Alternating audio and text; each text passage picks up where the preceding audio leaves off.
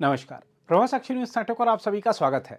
मणिपुर के हालात के फिर से बिगड़ने और वहां हिंसा तथा विरोध प्रदर्शनों के बढ़ते मामलों को देखते हुए केंद्रीय गृह मंत्री अमित शाह ने आज राज्य की सुरक्षा स्थिति की लगातार दूसरे दिन समीक्षा की।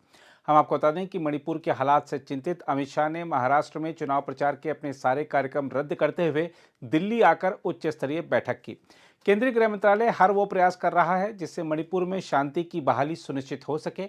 इस क्रम में दूसरे दिन भी अमित शाह ने बैठक की और सुरक्षा अधिकारियों को निर्देश दिया कि मणिपुर में जल्द से जल्द शांति और व्यवस्था बहाल करने पर ध्यान केंद्रित किया जाना चाहिए।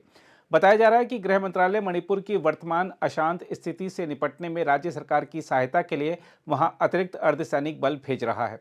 हम आपको यह भी बता दें कि संसद का शीतकालीन सत्र जल्द ही शुरू होने वाला है और मणिपुर की स्थिति को लेकर विपक्ष मोदी सरकार को घेरने की तैयारी कर चुका है।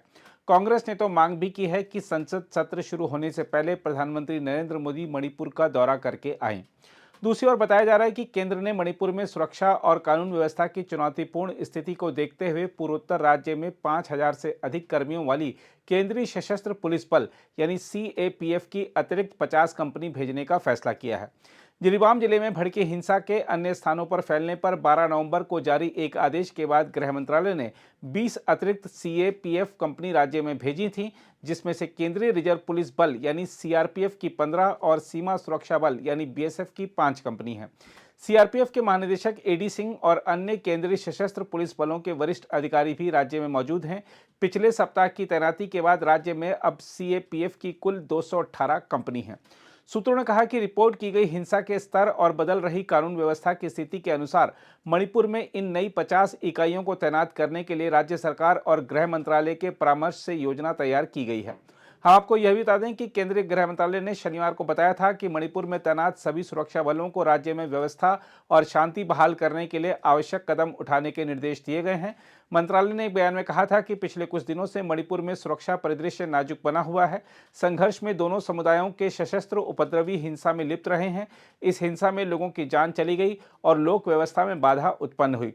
हम आपको यह भी याद दिला दें कि नाजुक स्थिति को देखते हुए केंद्र ने गुरुवार को हिंसा प्रभावित जिरीबाम सहित राज्य के 6 पुलिस थाना क्षेत्रों में सशस्त्र बल विशेष शक्तियां अधिनियम यानी अफ्स्पा को पुनः लागू कर दिया था। इसके अलावा एनआईए ने मणिपुर में हिंसा की ताजा घटनाओं के सिलसिले में 3 नए मामले दर्ज किए हैं। सूत्रों ने बताया है कि यह मामले मूल रूप से मणिपुर पुलिस ने दर्ज किए थे और 13 नवंबर को एनआईए ने इन्हें दर्ज कर जांच शुरू कर दी है। उन्होंने कहा कि एनआईए ने जिन मामलों को अपने हाथ में लिया है उनमें सशस्त्र उग्रवादियों द्वारा जिरीबाम में एक महिला की हत्या, जो कि 8 नवंबर को जिरीबाम स्थानीय पुलिस में प्राथमिकी दर्ज हुई थी, वह लिया है। इसके अलावा सशस्त्र उग्रवादियों द्वारा जिरीबाम के जाकुरा धोर करोंग और बोरो बेकरा पुलिस स्टेशन पर स्थित सीआरपीएफ चौकी पर हमला, जो कि 11 नवंबर को बोरो बोकरा पुलिस स्टेशन में प्राथमिकी दर्ज हुई थी, वह लिया है एनआईए ने। और तीसरा मामला है बोरो बेकरा में घरों को जलाने और एक नागरिक की हत्या की घटना है। यह 11 नवंबर को बोरो बेकरा पुलिस स्टेशन में प्राथमिकी दर्ज की गई थी। तो ये तीनों मामले एनआईए ने ले लिए हैं। इस बीच मणिपुर के मुख्यमंत्री एन बीरेन सिंह ने राज्य में कानून व्यवस्था की मौजूदा स्थिति की समीक्षा के लिए आज सत्तारूढ़ राष्ट्रीय जनतांत्रिक गठबंधन के मंत्रियों और विधायकों की बैठक बुलाई है। यह घटनाक्रम ऐसे समय में हुआ है जब 60 सदस्यीय मणिपुर विधानसभा में 7 विधायकों वाली नेशनल पीपुल्स पार्टी यानी एनपीपी ने बीजेपी के नेतृत्व वाली सरकार से समर्थन वापस ले लिया है और दावा किया है कि बीरेन सिंह सरकार पूर्वोत्तर राज्य में संकट को हल करने और सामान्य स्थिति बहाल करने में पूरी तरह विफल रही है। हालांकि समर्थन वापसी से बीजेपी सरकार पर कोई असर नहीं पड़ेगा क्योंकि उसके पास 32 विधायकों के साथ बहुमत है।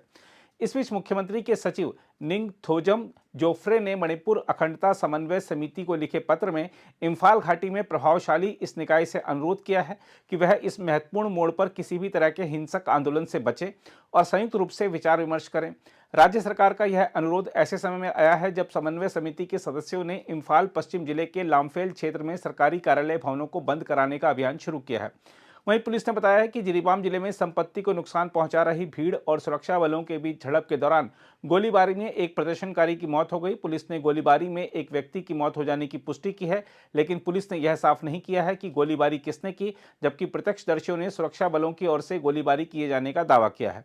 यह घटना रविवार देर रात उस समय हुई जब उग्रवादियों द्वारा अपहृत महिलाओं और बच्चों की हत्या के विरोध में प्रदर्शनकारी जिरीबाम थाना क्षेत्र के बाबूपारा में संपत्ति को नुकसान पहुंचा रहे थे। पुलिस के एक अधिकारी ने कहा कि गोलीबारी में एक व्यक्ति की मौत हो गई। यह तुरंत स्पष्ट नहीं हो पाया है कि गोली किसने चलाई।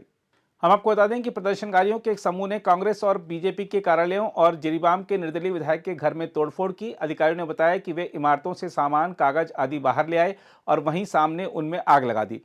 इस बीच सूत्रों ने बताया कि असम के सिलचर शहर में एक सरकारी अस्पताल में जिरीबाम जिले से लापता हुए 5 लोगों के शवों का पोस्टमार्टम पूरा हो गया है।